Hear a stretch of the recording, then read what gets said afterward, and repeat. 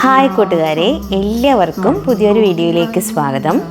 28ാം ഓണാഘോഷത്തോടനുബന്ധിച്ച് പരബ്രഹ്മ ക്ഷേത്രത്തിലെ കാളകെട്ട് ഉത്സവം നാളെയാണ് നടക്കുന്നത്. ചിങ്ങമാസത്തിലെ തിരുവോണത്തിനാണ് നമ്മൾ തിരുവോണം ആഘോഷിക്കുന്നത്. കന്നിമാസത്തിലെ തിരുവോണത്തിനാണ് നമ്മൾ 28ാം ഓണാഘോഷം ആഘോഷിക്കുന്നത്. കൂറ്റൻ കെട്ടുകാളകളാണ് ഒരുങ്ങിക്കൊണ്ടിരിക്കുന്നത്. ഞങ്ങൾ ബൈ റൂട്ട് വഴിയാണ് പോയത്, അതുകൊണ്ട് ഒരുപാട് നന്ദികേശന്മാരെ ഞങ്ങൾക്ക് കാണാൻ സാധിച്ചു. കൂറ്റൻ കെട്ടുകാളകൾ ജനലക്ഷങ്ങളെ സാക്ഷിയാക്കി എഴുന്നള്ളിക്കാൻ കാളമൂട്ടിൽ അവസാനവട്ട ഒരുക്കങ്ങളാണ് നടന്നുകൊണ്ടിരിക്കുന്നത്. കരുനാഗപ്പള്ളി, കാർത്തികപ്പള്ളി, മാവേലിക്കര താലൂക്കിലെ 52 കരകളിൽ നിന്നും മറ്റു വിവിധ കരകളിൽ നിന്നും ചെറുതും വലുതുമായ 200ഓളം കെട്ടുകാളകളാണ് പടനിലത്ത് അണിനിരക്കുന്നത്. വിശ്വപ്രജാപതി കാലഭൈരവൻ, ഓണാട്ട് കതിരവൻ, വജ്ര തേജോമുഖൻ, രൗദ്രബ്രഹ്മ ഋഷഭൻ, അഘോര രുദ്രനേത്രൻ, പ്രയാർ വടക്ക് ശിവപ്രിയൻ, കിണറുമുക്ക് കൊമ്പൻ, പായ്ക്കുഴി കടം ഇടംബരി, വലംബിരി വാരനാട് കൊമ്പൻ, അങ്ങനെ തുടങ്ങി 15 കൂറ്റൻ കെട്ടുകാളകളുടെ അകമ്പടിയോടെയാണ് മറ്റ് കെട്ടുകാളകളും അണിനിരക്കുന്നത്. കെട്ടുകാളകളുടെ ശിരസ്സുറപ്പിക്കൽ ഇന്ന് പൂർത്തിയായിട്ടുണ്ട്. ഓരോ കാളമൂട്ടിലും ഉത്സവ ലഹരിയിൽ വൈവിധ്യമാർന്ന പരിപാടികളും ആരംഭിച്ചിട്ടുണ്ട്. ഇത് ഋഷഭകുലശ്രേഷ്ഠൻ വജ്ര തേജോമുഖനാണ്. Genius arts and sports club Mannuthara junction ആലമ്പിടിയിലാണ് ഈ നന്ദികേശൻ ഉള്ളത്.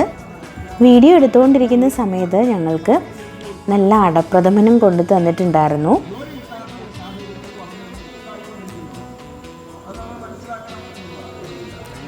കൂടാതെ പലതരം വഴിപാടുകളും ഈ നന്ദികേശന്മാരുടെ മുന്നിൽ നടത്താറുണ്ട്.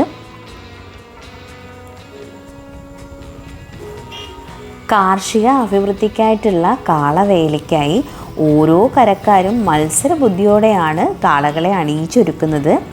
ഇങ്ങനെ ഒരുക്കുന്ന കാളകളെ വലിയ ചക്രത്തേരിലാണ് വടം കെട്ടി പടനിലത്തിലൂടെ ആനയിച്ചാണ് എത്തിക്കുന്നത്.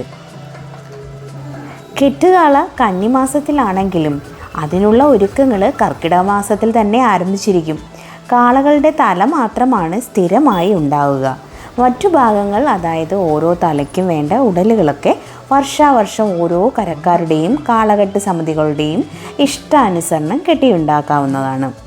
ചട്ടത്തിൽ വൈക്കോലും മറ്റും കൊണ്ട് വെട്ടിയുണ്ടാക്കുന്ന ഉടലിൻ്റെ മുകളിൽ തല പിടിപ്പിച്ചിട്ടാണ് കാളകളെ കെട്ടിവലിച്ചു കൊണ്ടുവരിക. ഏറ്റവും വലിയ കാളകൾക്ക് ടൺ കണക്കിന് ഭാരം ഉണ്ടാകും.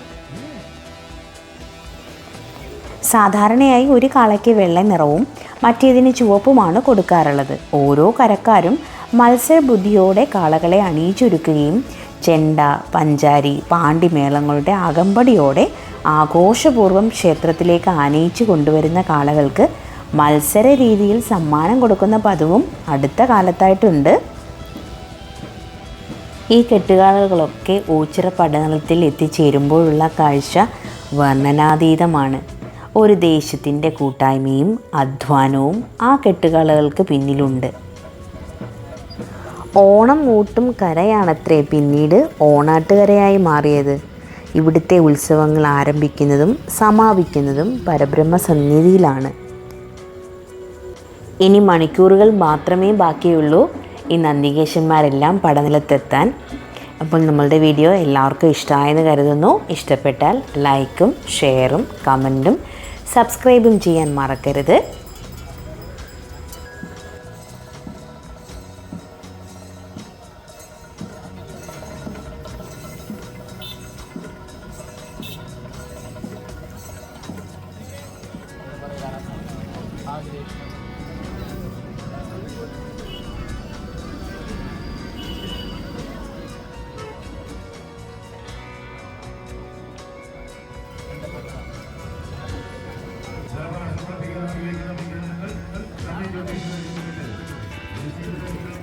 പുതിയ വീഡിയോയുമായി നമുക്ക് ഉടനെ കാണാം.